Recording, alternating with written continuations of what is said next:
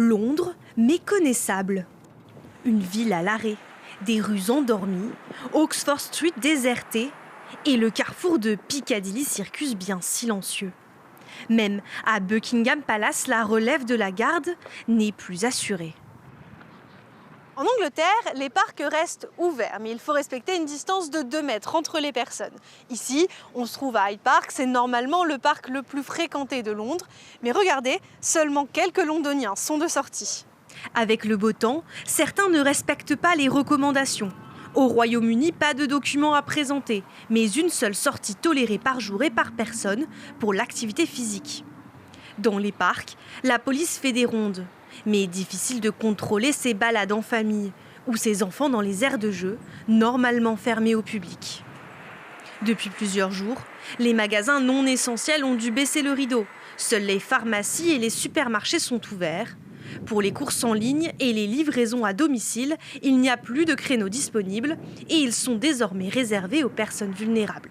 Alors dans la rue, on s'organise et les files d'attente s'allongent. Vous pouvez attendre là, s'il vous plaît, de l'espace entre vous. Mettez des distances entre vous, merci.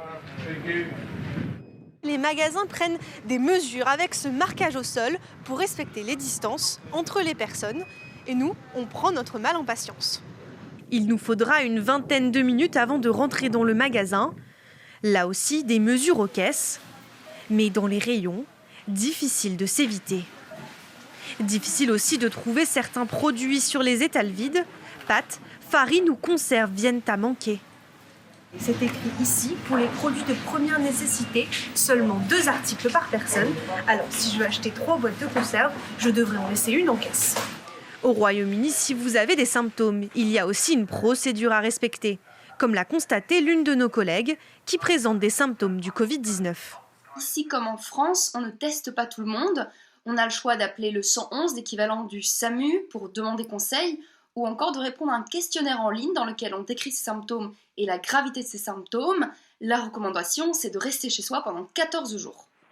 Annoncé pour durer 3 semaines, ce confinement au Royaume-Uni risque d'être prolongé pour une plus longue durée, selon un membre du gouvernement.